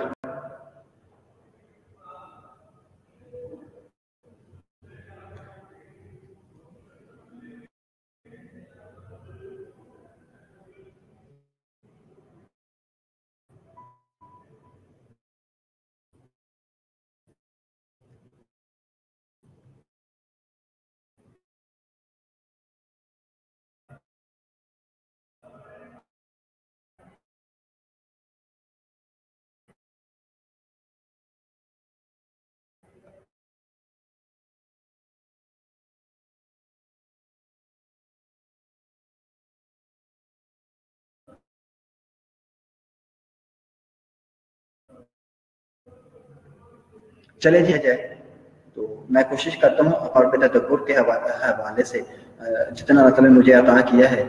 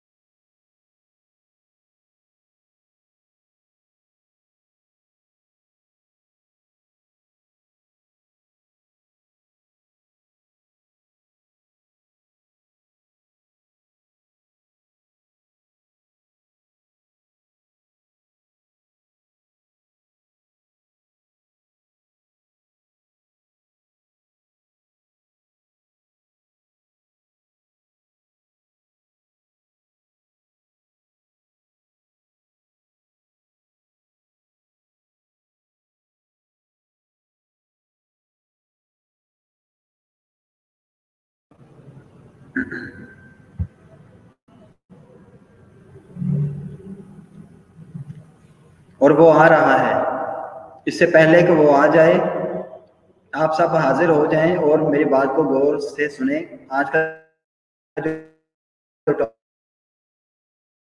ٹاپک ہے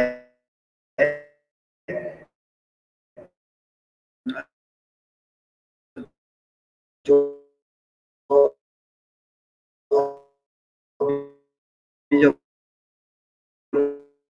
بات کرنے لگا ہوں،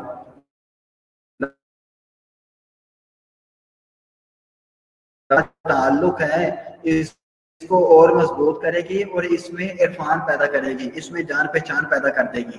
اللہ اور آپ کے ساتھ جو تعلق ہے اس میں آپس میں اور زیادہ جان پہچان ڈال لے گی، یہ آج کی بات جو ہے، ٹھیک ہے۔ اور آپ کی عبادات میں زیادہ خشوع اور زیادہ خضوع پیدا کرے گی آج کی باتیں۔ اگر آپ ان کو اپنے ذہنوں پہ سوار کر لیں، اس کو اپنے دلوں میں اتار لیں میری باتوں کو، تب اگر ان کو صرف کانوں تک ہی محدود رکھیں گے، سمن بکمن عمیون والا حساب رہے گا، تو پھر آپ اس سے وہ فائدہ حاصل نہیں کر سکیں گے جو آپ کو کرنا چاہیے، کر سکتے ہیں۔ جو ہوگا فائدہ وہ یہ ہے کہ لفظ کن اور لفظ خلق، یہ دو الفاظ اللہ تعالیٰ نے قرآن پاک کے اندر آپ کو پتہ ہے کس لیے ارشاد فرمائے؟ یہ دونوں الفاظ سے کیا مطلب ہے؟ لفظ کن اور لفظ خلق، میں دیکھوں تو صحیح آپ کا اپنا علم کتنا ہے اس علم کو حاصل کرنے کے لیے اور اس کی زیادہ جان پہچان حاصل کرنے کے لیے آپ کو آتا کتنا ہے، کتنی کی سمجھ ہے آپ کو؟ لفظ کن اور لفظ خلق کس لیے اللہ تعالیٰ نے استعمال کیے ہیں قرآن پاک کے اندر؟ اور قرآن کو بنیاد بنا کر آپ کو ایسی ایسی باتیں کروں گا، ایسی بات بتاؤں گا، ایسے راز افشا کر دوں گا ان دونوں لفظ الفاظ کے۔ جی ہو جا تو مطلب ہے اس کا، میں یہ کہتا ہوں کہ اللہ تعالیٰ نے کس مقصد کے لیے الفاظ استعمال کیے ہیں مریم صاحبہ؟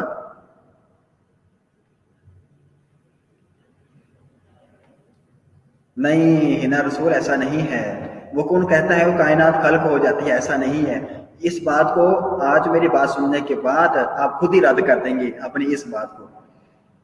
وہ کون کہتا ہے اور کائنات خلق ہو جاتی ہے؟ ایسا نہیں ہے، یہ آپ خود بھی مانیں گی اور آپ کہیں گے بھی، آپ یہ میسج دوبارہ لکھیں گے، ٹھیک ہے؟ مہنور صاحبہ کن کا مطلب ہو جا، میں مطلب نہیں پوچھ رہا، میں پوچھ رہا ہوں اللہ تعالیٰ نے لفظ کن اور لفظ خلق ارشاد فرمائے قرآن پاک کے اندر، ان کا مقصد کیا تھا؟ یہ دونوں الفاظ کس مقصد کے تحت آئے ہیں؟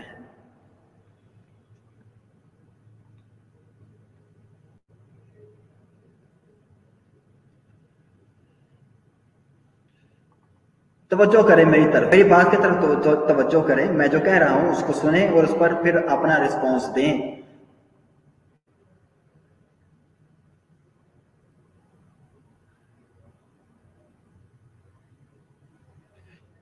مریم صاحبہ آپ نے پھر وہی کن کو آپ نے دوبارہ پھر وہی کہہ دیا، آپ نے پہلے کہا تھا کن ہو جا، اب آپ نے اسی کو لیبریٹ کر دیا۔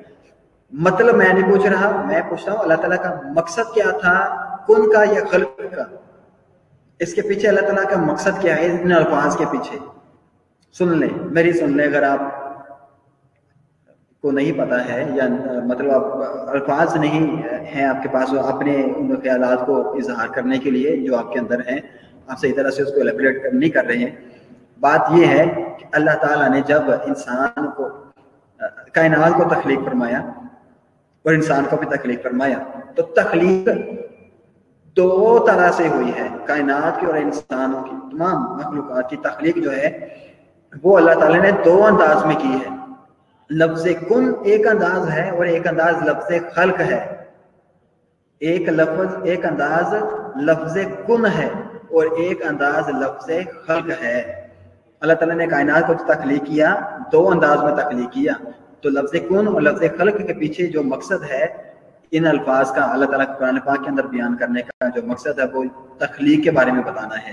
اللہ تعالیٰ نے لفظ کن کہاں پہ استعمال کیا ہے اور لفظ خلق کہاں پہ استعمال کیا ہے؟ ہاں دونوں لفظ لفظ کن اور لفظ خلق اللہ تعالیٰ کی تخلیق کو ظاہر کرتے ہیں، کا اظہار کرتے ہیں۔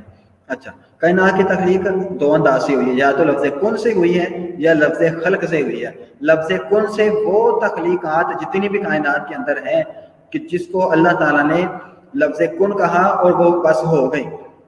لفظ آپ ترجمہ دیکھیں قرآن پاک کے اندر، سورہ یاسین کی سیکنڈ لاسٹ آیات مبارکہ میں اللہ تعالیٰ فرماتا ہے وَإِذَا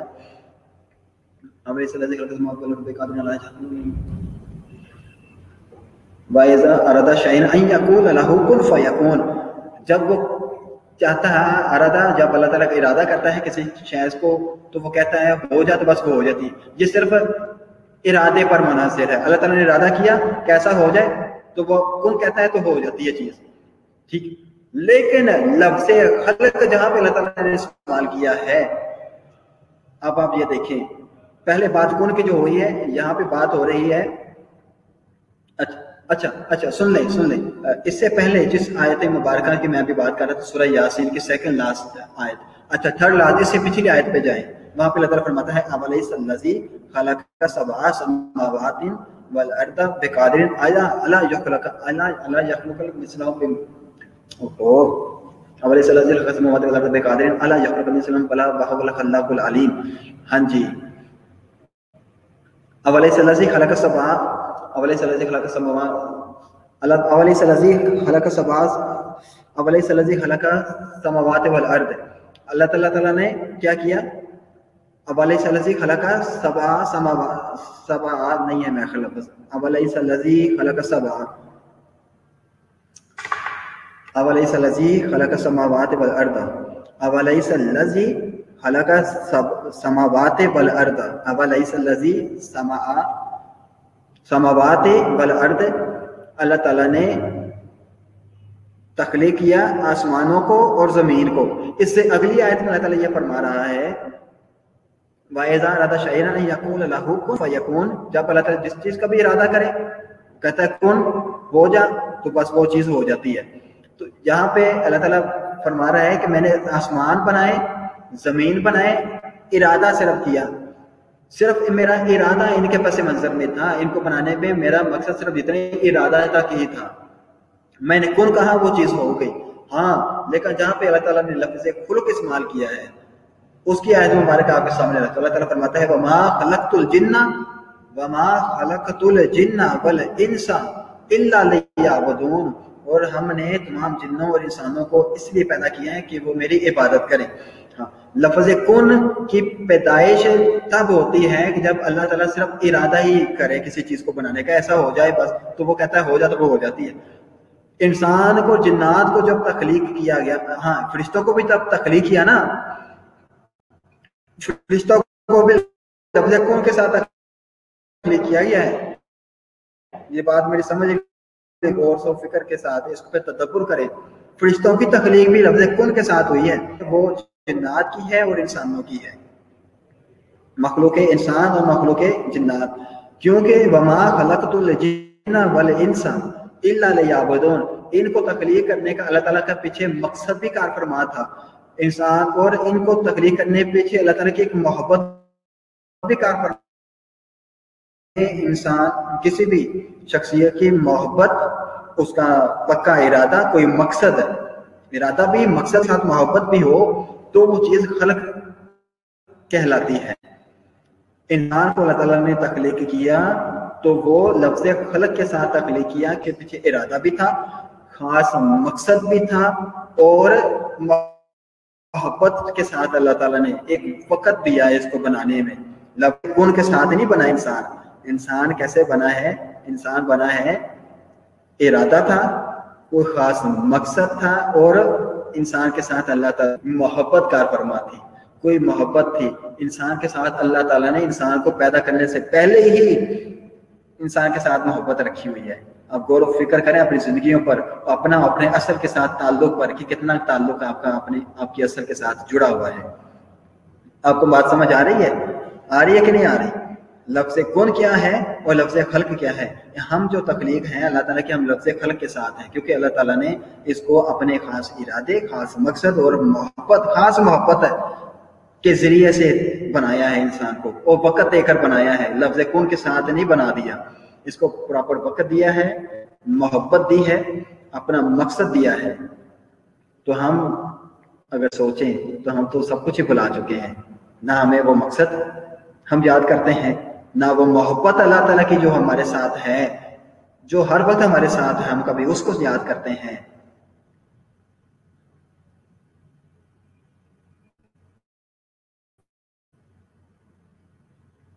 जी हिरा जफर, बिल्कुल ऐसे ही आपने सही फरमाया है। काश हम इस लाइन को, इतनी सी लाइन को जो मैंने कही आपने लिखी है, हम समझ लें कि हम हमारे साथ मोहब्बत तब से अल्लाह ताला की है जब अभी हम पैदा भी नहीं हुए थे।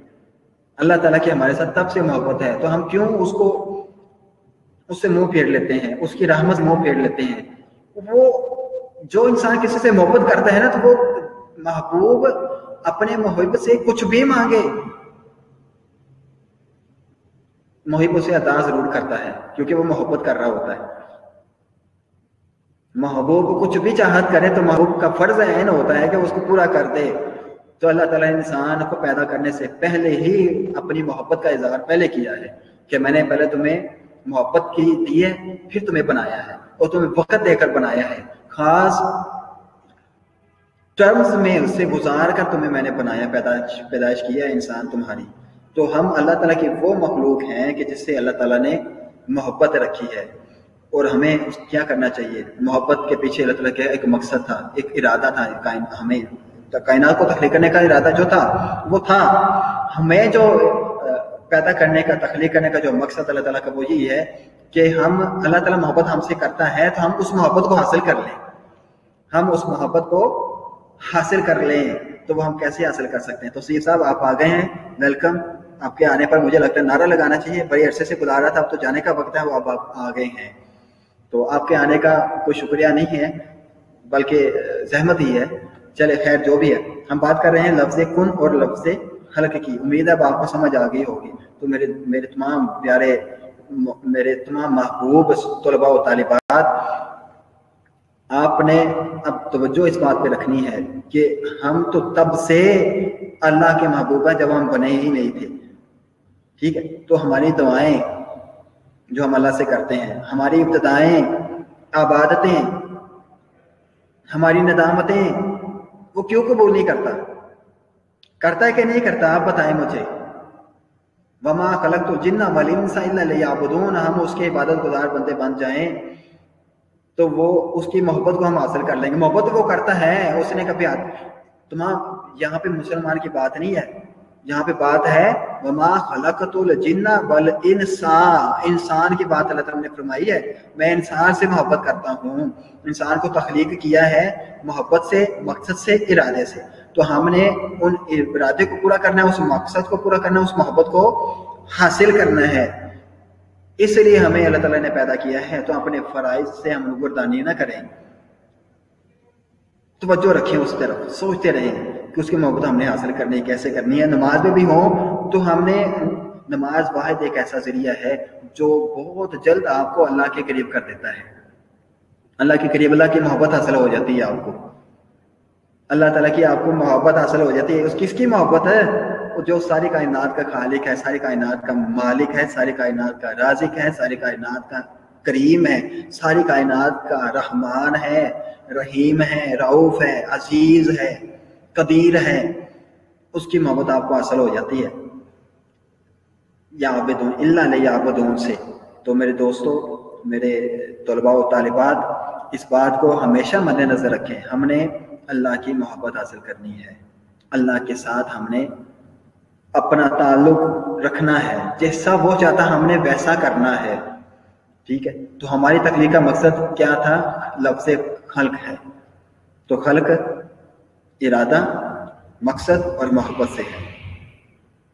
अस्सलामु अलैकुम वरहमतुल्लाहि वबरकातुहू। उम्मीद है आपको आज के बाद समझ आ गई होगी। इसको आप अपनी ज़ाती ज़िंदगियों में भी अमल दरामद करेंगे और अपने जहाँ तक आपका हल्का अहबाब है, अरबाब है, आप उस तक ये बातें पहुँचाएंगे, उनको आप इस बात का शऊर देंगे कि तुम्हारी दुआ कबूल होती है, फिक्र ना करो, وہ رب تو تم سے اس وقت میں محبت کرتا تھا جب تم ابھی پیدا نہیں ہوئے تھے، بلکہ تمہارے آدم باپ بھی پیدا نہیں ہوئے تھے، تب سے وہ تم سے محبت کرتا ہے۔